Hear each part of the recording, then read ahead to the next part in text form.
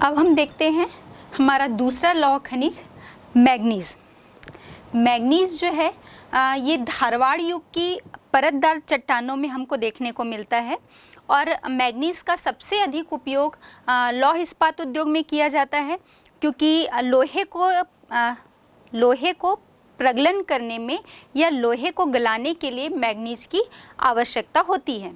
और इन सब के अतिरिक्त हम और इसके उपयोग देखते हैं कि इस्पात को कड़ा बनाने के लिए या जो भी रासायनिक उद्योग हैं जैसे आपका कीटनाशक दवाइयों के प्रयोग के लिए या ब्लीचिंग पाउडर बनाने आदि सभी में भी मैग्नीज का प्रयोग जो है किया जाता है। अब हम देखते हैं इसमें सिलिका है, आपका चूना, फास्फोरस, इस टाइप की बहुत सारी अशुद्धियां मैग्नीज में मिलती हैं, तो इसे शोधन करने के बाद ही उपयोग में लाया जा सकता है। अब हम ये देखते हैं कि भारत में हमारे भारत में भंडारण के दृष्टिकोण से मैग्नीज का तीसरा स्थान है। यदि हम देखें कि भारत में मैग्नीज का कितना भंडारण है तो वो विश्व में उसका भंडारण के दृष्टिकोण में तीसरा स्थान है।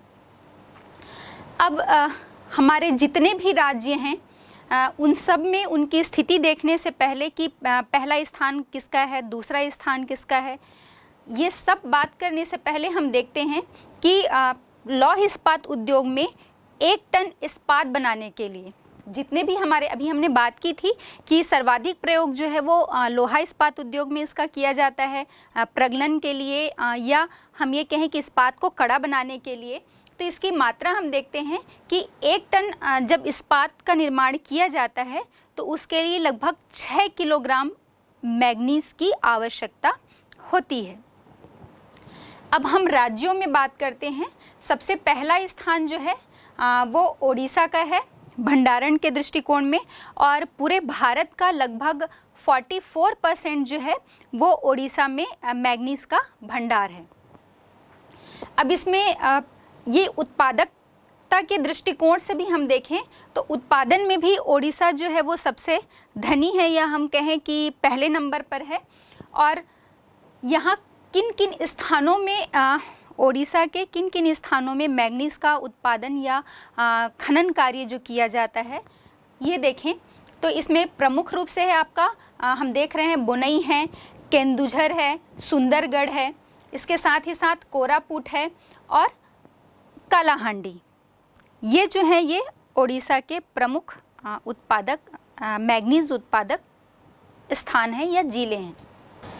अब हम देखते हैं दूसरा स्थान कर्नाटक का है और यहाँ पर लगभग 22% जो है मैग्नीज के भंडार हमको देखने को मिलते हैं। मतलब पूरे भारत में मैग्नीज का जो भंडार है उसको हम 100% मान ले तो हमने देखा 44% हमें ओडिशा में मिलता है और 22% के साथ कर्नाटक जो है वो दूसरे स्थान पर है।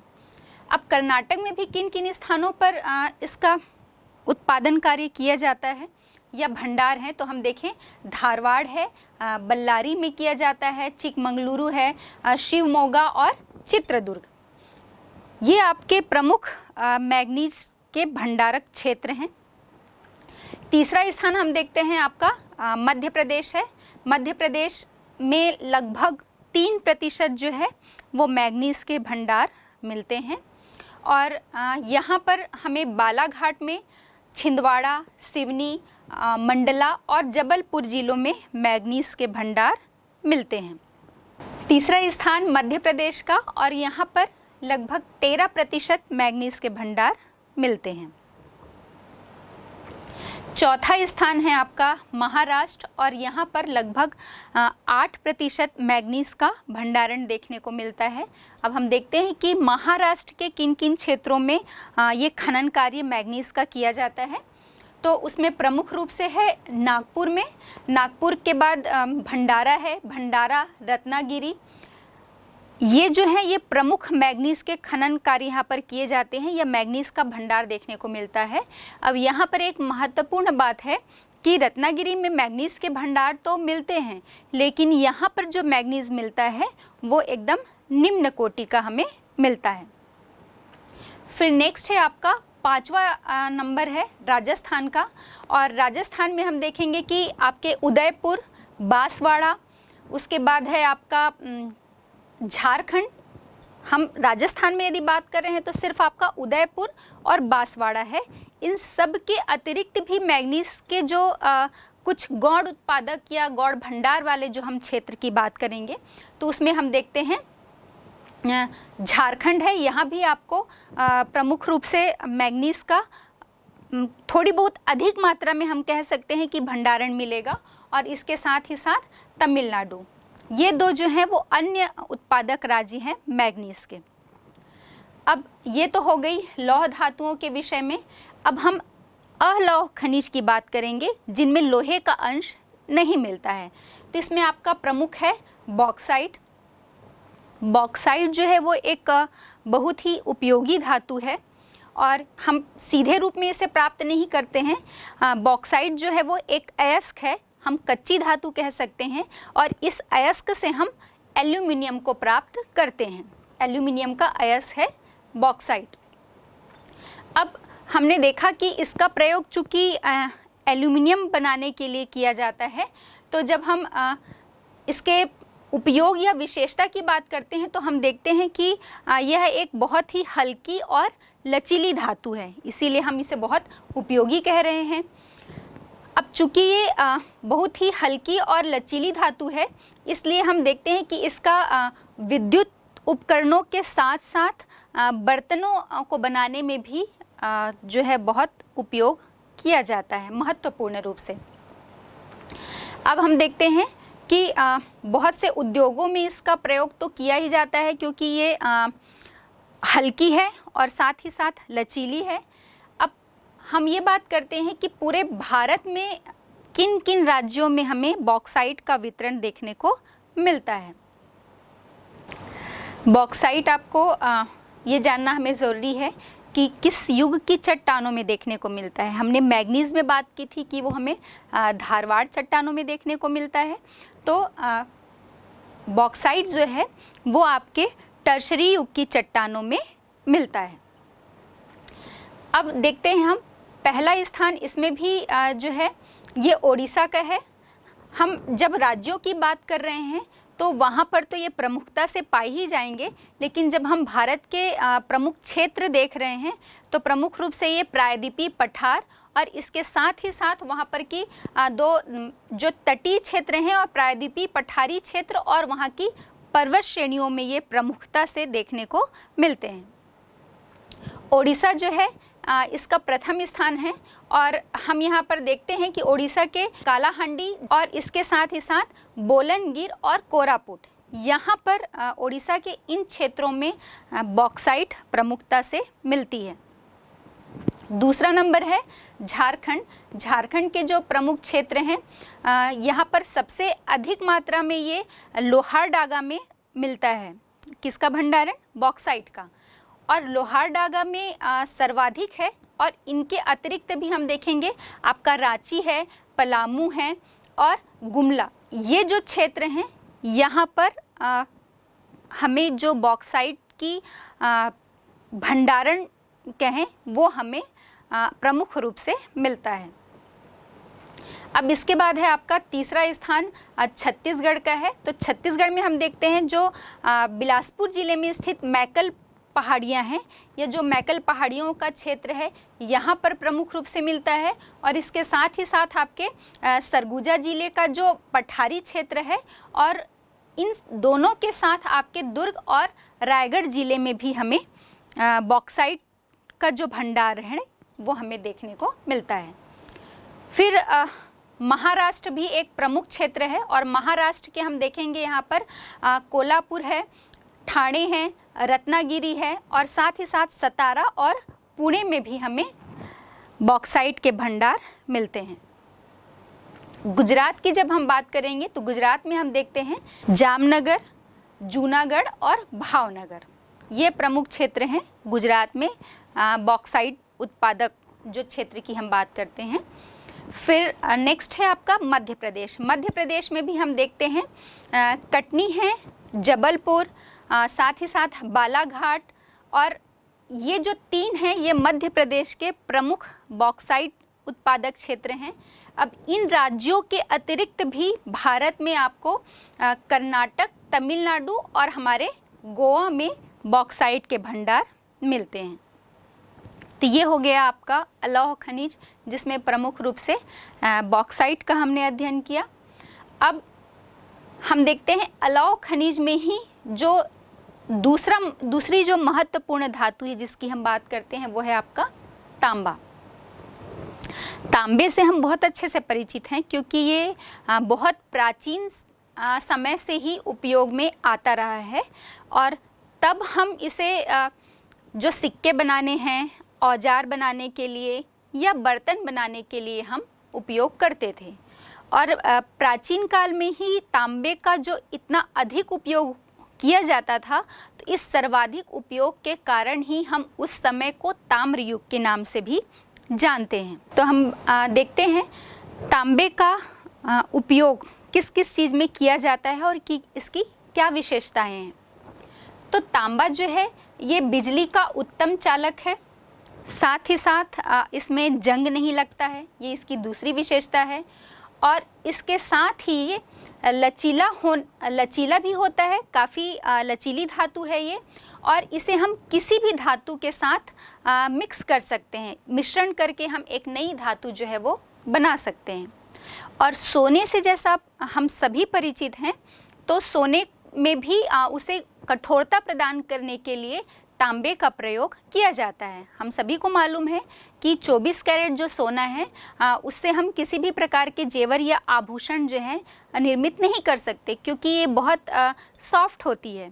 तो इसे ठोस बनाने के लिए या कठोर करने के लिए इसमें तांबे का जो है प्रयोग किया जाता है। इसे मिक्स करके फिर आभूषण और जेवर जो है बनाए जाते हैं। तो ये इसकी एक अन्य विशेषता है।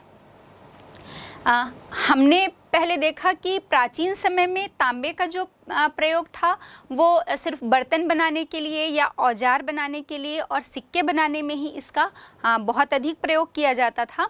लेकिन वर्तमान समय में हम देखें तो आधुनिक युग में जो है इसका विद्युत उपकरणों में या विद्युत के जो तार हैं वो बनाने में जो है अधिक उपयोग किया जाता है। तो इसमें भी हम देखते हैं कि उत्पादन की जब हम बात करेंगे तो उत्पादन की दृष्टि से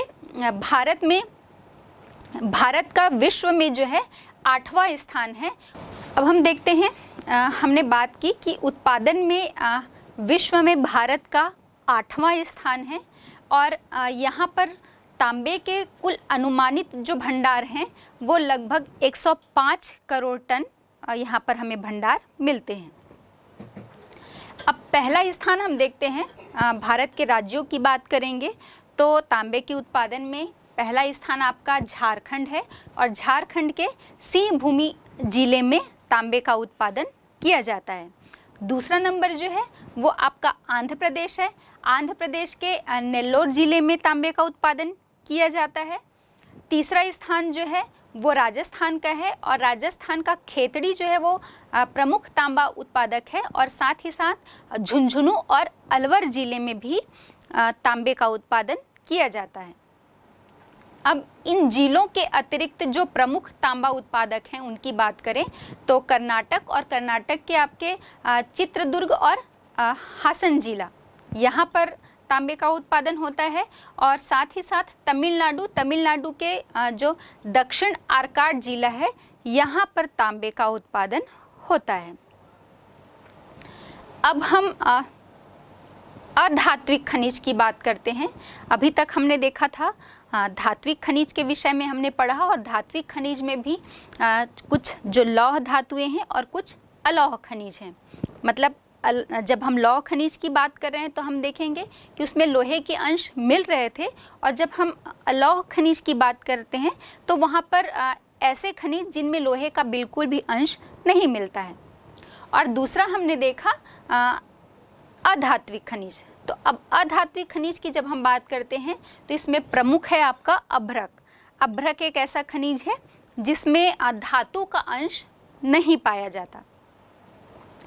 अभ्रक जो है हम ये देखेंगे इसमें स्वच्छता की मात्रा बहुत अधिक होती। जब इनकी विशेषताओं की बात करेंगे तो बहुत अधिक स्वच्छता का अंश होता है और ये साथ ही साथ ताप और ध्वनि दोनों का ही कुचालक है। ये किन चट्टानों में मिलता है? तो ये हमें परतदार चट्टानों में पाया जाता है। परतदार के साथ जो कायांतरित हो चुकी हैं चट्टानें, तो कायांतरित चट्टानों में ये हमें अभ्रक मिलता है।